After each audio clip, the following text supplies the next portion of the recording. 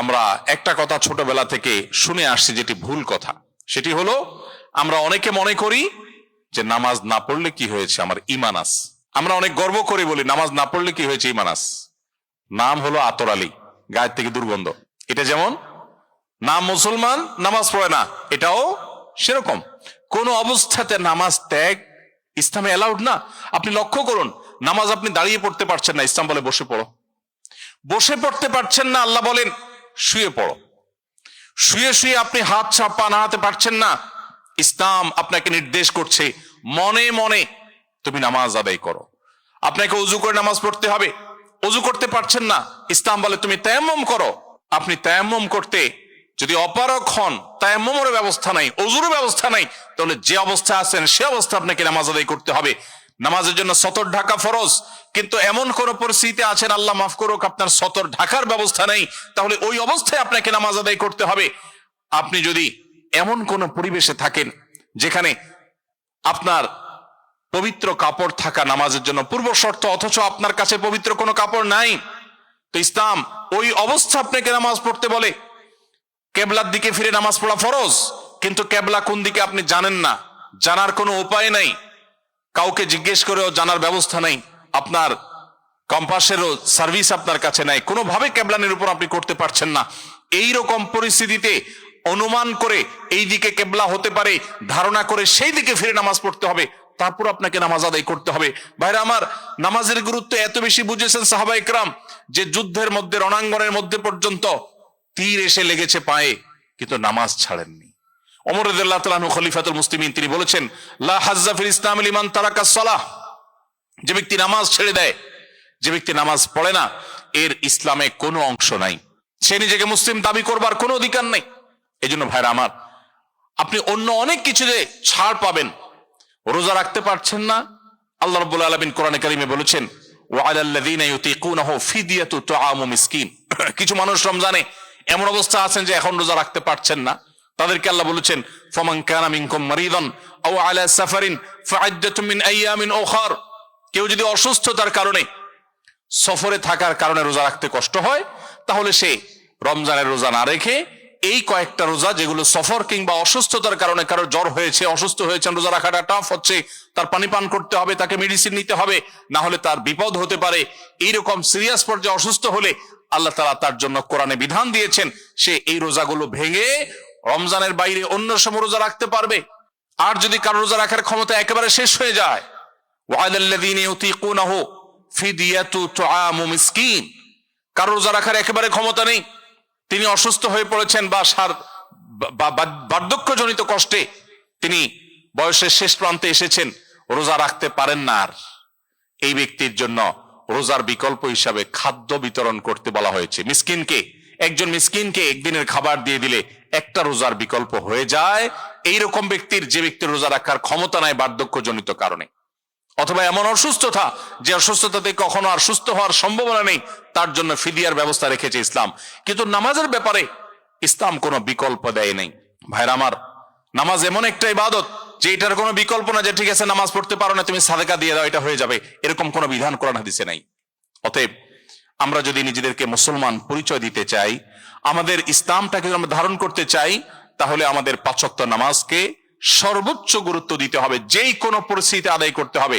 অনেক সময় হীনমন্যতা কাজ করে যে আমার এখানে কেউ মুসলমান না, আমি একা মুসলমান, একা নামাজ পড়লে সবাই তাকায় থাকবে, নামাজের কোনো আলাদা জায়গা নাই, তো তাকায় থাকবে। তাতে আমার যদি একটু হেজিটেশন হয়, আমি যদি একটু অস্বস্তিতে পড়ি, আমি যদি একটু একটু লজ্জাস্কর পরিস্থিতিতে পড়ি, তারপরেও সেটাকে আমার মেনে নেওয়াটা আমার ইমানের দাবি। আমি জান্নাতটা আল্লাহর কাছে কোন মুখে চাইবো? অনন্তকালের সুখের ঠিকানা জান্নাত যে চাইবো, সেখানে তো আমাকে কিছু স্যাক্রিফাইস করতে হবে।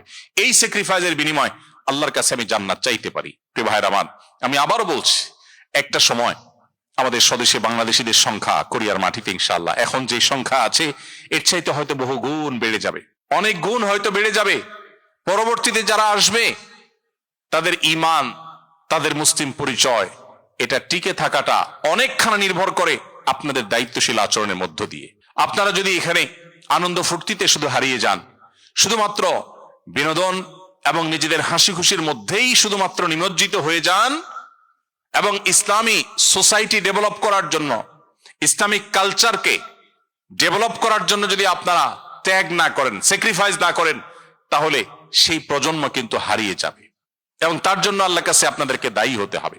কিয়ামতের ময়দানে জিজ্ঞাসার মুখোমুখি হতে হবে যে তুমি একটু ভালো থাকবার জন্য এখানে এসেছো, কিন্তু এখানে এসে তোমার এবং তোমার পরবর্তীতে আসা মানুষগুলোর ঈমান আমলকে রক্ষা করবার জন্য সেরকম মজবুত দুর্গ গড়ে তুলো নাই।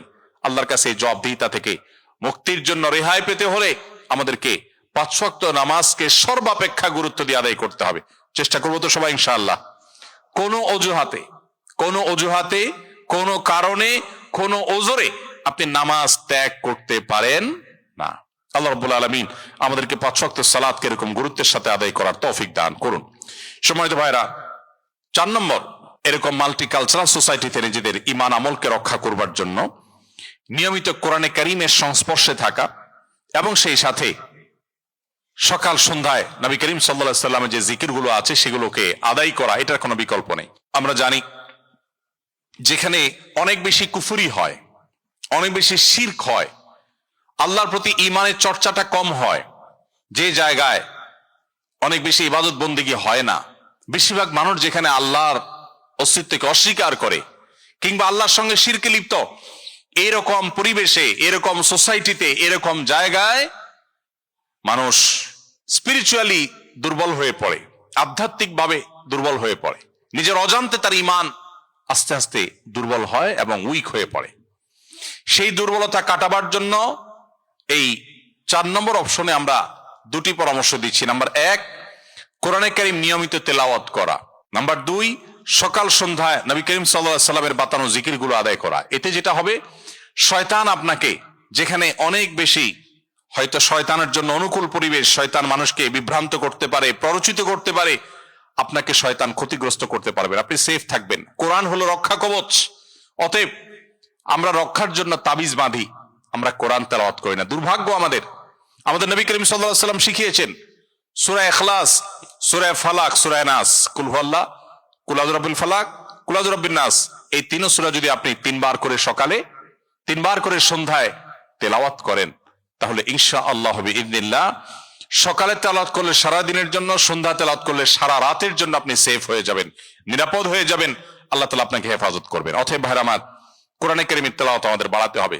আমাদের স্মার্টফোনের আসক্তি, আমাদের মোবাইলের অতিরিক্ত ব্যবহার, ফেসবুক, ইউটিউব সহ সোশ্যাল মিডিয়াতে অতিরিক্ত হাবুডুবু খাওয়া, নিয়ন্ত্রণহীন ব্যবহার হওয়ার কারণে আমরা অনেকে কোরআন থেকে দূরে সরে গেছি।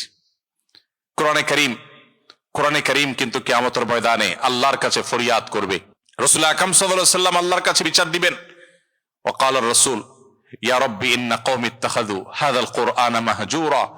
কিয়ামতের দিন রাসূল বলবেন, হে আল্লাহ, হে আমার রব, আমার এই জাতি, এই মুসলিম নামধারী মানুষগুলো, তারা কোরআনকে পরিত্যাগ করেছে, কোরআনকে পরিহার করেছে। অনেকে আছেন এখানে, শেষ কবে কোরআনটা হাতে নিয়ে একটু তেলাওয়াত করেছেন বলতে পারবেন না। অনেকে এখানে আছেন, শেষ কবে একটু আল্লাহর কালামটা সুন্দর করে মোহাব্বতের সাথে আদায় করেছেন, তেলাওয়াত করেছেন আপনি জানেন না। আপনার মা অনেক কষ্ট করে কোরআন শিখিয়েছেন, বাবা শিখিয়েছেন, মক্তবে শিখিয়েছেন, আপনি আল্লাহর কালামকে ভুলে গেছেন।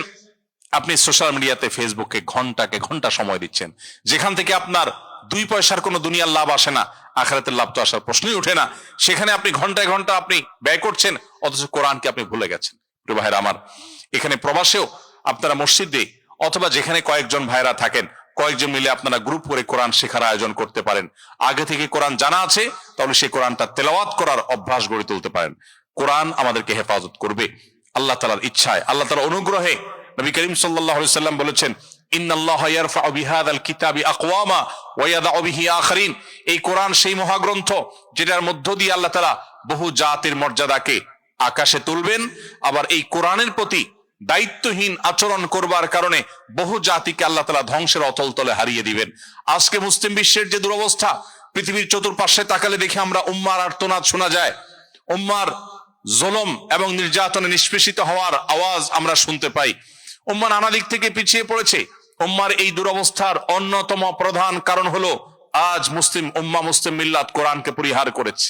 প্রিয় ভাইরা আমার, এই জন্য কোরআনকে এবং সেই সাথে রাসূল সাল্লাল্লাহু আলাইহি ওয়াসাল্লামের হাদিসকে আমাদের ধারণ করতে হবে। চর্চা করতে হবে। বিশেষ করে এই ধরনের পরিবেশে যেখানে শিরক, কুফর, আল্লাহর প্রতি অবিশ্বাস চতুর্দিকে হচ্ছে, বেশিরভাগ মানুষই অবিশ্বাসী, সেই জায়গায় আল্লাহর রহমত পেতে হলে আপনাকে কোরআনকে আঁকড়ে ধরতে হবে। এটা আপনাকে ওই পরিবেশের ক্ষতি থেকে রক্ষা করতে সাহায্য করবে ইনশাআল্লাহ তাআলা।